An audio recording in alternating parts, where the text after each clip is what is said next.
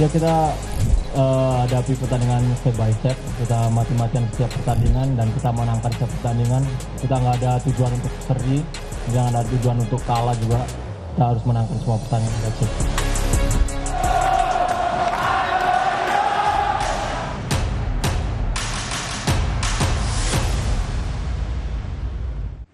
Saudara, malam ini Timnas Indonesia menjalani laga penting melawan Bahrain guna menjaga asa tampil di Piala Dunia. Pelatih Patrick Kluivert bilang kans anak asuhnya finish runner-up grup C masih terbuka. Kluivert mengatakan kini Timnas Indonesia punya target meraih kemenangan di setiap pertandingan untuk mencapai misi finish di peringkat kedua. Menurut Kluivert, para pemainnya akan berusaha untuk bangkit usai melawan pil pahit kalah dalam lawatan ke Sydney Kamis lalu.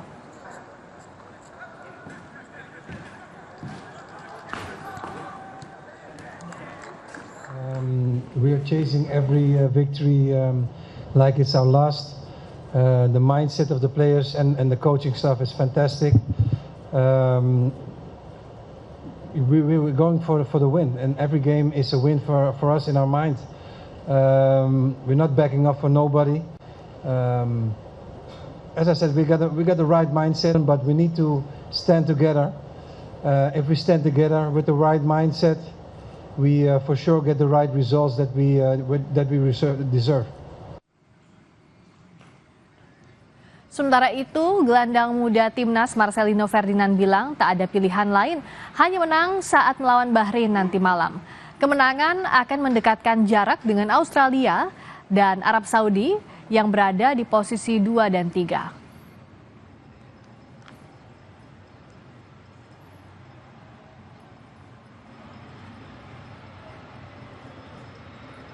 Pastinya saya optimis, khususnya saya sebagai pemain, dan ya kita hadapi pertandingan step by step, kita mati-matian setiap pertandingan dan kita menangkan setiap pertandingan. Kita nggak ada tujuan untuk seri, jangan ada tujuan untuk kalah juga. Kita harus menangkan semua pertandingan. That's it. Demi menjaga asa ke Piala Dunia, Timnas wajib menang melawan Bahrain malam ini. Kemenangan memperbesar peluang lolos otomatis ke Piala Dunia atau paling tidak berakhir di posisi 3 atau 4 dan melaju ke putaran 4. Pelatih Timnas Patrick Kluivert diprediksi akan menggunakan formasi 3-4-3 dengan kemungkinan masih menempatkan Maarten Pas sebagai penjaga gawang. 3 bek tengah bakal diisi oleh kombinasi terbaik Rizky Ridho, Jay Itzes, dan Justin Hubner. Sementara gelandang tengah kemungkinan akan dipercayakan ke Tom Hai, Joey Pelupessy dibantu Kevin Dix dan Calvin Verdonk. Kemudian Ragnar Oratmangun, Dean James, dan Ole Romani disebut bakal mengisi posisi depan. Timnas Indonesia saat ini berada di posisi 4 klasemen grup C. Sementara Bahrain ada di posisi kelima. Indonesia, Bahrain, dan Tiongkok sama-sama memiliki poin 6. Namun Indonesia diuntungkan karena selisih gol dan kebobolan lebih sedikit.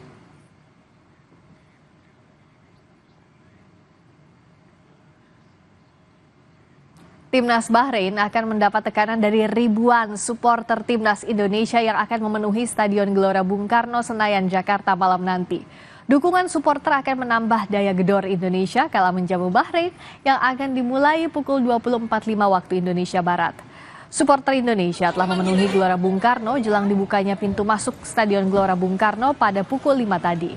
Laga begitu dinantikan oleh publik Indonesia sebab Indonesia menuai hasil imbang secara kontroversial di markas Bahrain. Dukungan penuh dari supporter akan menambah motivasi dan semangat skuad Timnas Indonesia untuk meraih hasil positif.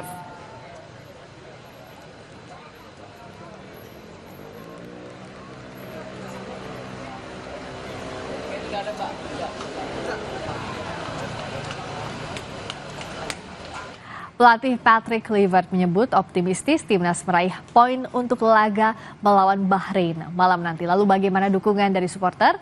Kami bahas bersama Ignatius Indro, Ketua Umum Paguyuban Supporter Timnas Indonesia atau PSTI. Bung Indro, selamat malam. Selamat malam. Aduh, kita malam ini deg-degan tapi mengerahkan semangat terbesar ya untuk Timnas Indonesia. Gimana sih Bung Indro lihat bahwa ya sekarang kan timnas ini lagi hidup dan mati ya. Iya. Tapi masih ada kans nggak sih untuk kita mencuri poin? Ya, kalau kan tentunya masih ada ya, masih ada karena pengalaman kita melawan Bahrain itu juga ketika main di sana juga sebenarnya kita bisa poin maksimal ya. Tapi ada kontroversi. Nah, kita berharap bahwa Patrick Kluivert ini bisa menyatukan semangat dari pemain kita ya untuk pertandingan kali ini. Karena ini boleh dibilang hidup dan mati. Kalau kita misalnya seri ataupun kalah, ini kita akan semakin berat karena kita masih ketemu China dan Jepang. Sementara Jepang kita bermain di sana dan kita tandang ke Jepang. Nah ini ya otomatis kita tidak bisa berharap banyak ketika menghadapi Jepang. Nah ini adalah kesempatan kita untuk memenangkan pertandingan. Minimal kita bisa di posisi 3 atau 4 ya di grup ya, sehingga kita melaju ke fase keempat. Ya, kalau kita lihat kan yang salah satu poin yang membakar semangat timnas adalah supporter. Apa yang dilakukan? Kita tahu lah ya, sejak kemarin timnas kalah jauh dari Australia 1-5. Media sosial riuh sekali. Wow, netizen berbalas komen, menyerang berbagai pihak. Nah itu apa yang dilakukan supporter dalam kondisi saat ini? Ya kalau supporter sih mau nggak mau tetap mendukung timnas, mau kalah mau menang. Kita lihat waktu di Australia kan begitu besar dukungan dari supporter timnas yang ke sana ya. Itu juga cukup besar. Nah ini kesempatan bahwa suara itu nggak cuma sekian persen, tapi kita bisa lebih dari 90% mendukung di timnas. Nah ini dengan Chan-Chan, lagu juga koreografer mungkin gitu, terus dengan kibaran-kibaran bendera. Ini kita berharap menambah semangat pemain timnas tentunya. Harapan yang, kalau harapan pasti menang, tapi ini harapan yang dilihat di permainan nanti apa? Kan kemarin waktu lawan Australia banyak yang menyayangkan kok total football, sementara kita masih belum padu secara tim. Nah apa sih yang supporter inginkan dari pola permainan di bawah Patrick Kluivert? Ya daripada Patrick Kluivert kita berharap bahwa kita bermain lebih menyerang seperti lawan Australia gitu ya. Tapi kita juga melihat bagaimana lawan menghadapi kita. Menakar kekuatan lawan gitu ya. Iya gitu ya. Lebih baik sekarang lebih bermain realistis gitu ya. Ini lebih kita harap paling nggak kita mendapat poin ketika pertandingan di GBK gitu. Karena GBK tentunya dengan pemain ke-12-nya ini kan juga memberi dukungan tersendiri buat timnas gitu. Apalagi main di GBK harusnya ini jadi keunggulan buat timnas kita ya, punya suntikan semangat yang luar biasa. Harusnya dan ini adalah kesempatan Patrick Kluivert membuktikan bahwa dia bermain di bawah dukungan puluhan ribu masyarakat kita di GBK, ini dia bisa memberi hasil yang maksimal. Bung Indro, kalau tapi lihat dari kemarin performa pemain timnas Indonesia sebenarnya di 15 menit awal kan kita sudah bisa menyerang ya. Tapi apa sih kalau dari sisi supporter yang lihat kok tampaknya semakin ke belakang, semakin tidak terukur, tidak terorganisasi bagaimana mereka menghadapi Australia? Sebenarnya menjadi masalah pertandingan kemarin adalah kita menang penguasaan bola, lalu juga bagaimana shot on target kita juga banyak, tapi kita tidak efisien bermain. Banyak sekali kita peluang-peluang kita yang gagal ya. Termasuk juga penalti dan juga sundulan di 15 menit awal. Ini yang menjadi masalah. Boleh saja kita mempunyai ball position yang begitu tinggi, namun efisiensi juga harus diperhatikan oleh Patrick Kluivert. Apakah memang mampu mencetak gol? Karena hasil yang tentunya diharapkan. Kalau ball position tapi juga nggak targetnya bagus, nggak menghasilkan gol, buat apa ya? Hasilnya kan kita juga kalah. Oke, kita lihat dulu bagaimana saat ini situasi terkini persiapan jelang laga timnas melawan Bahrain di Gelora Bung Karno. Sudah ada jurnalis Kompas TV Fedriska Ananda. Kita lihat dulu nih Bung Indro ke sana. Hai Rizka, tampaknya sudah semakin ramai di sana. Anda sudah sempat bertemu para supporter. Apa saja yang Anda pantau di sana suasananya?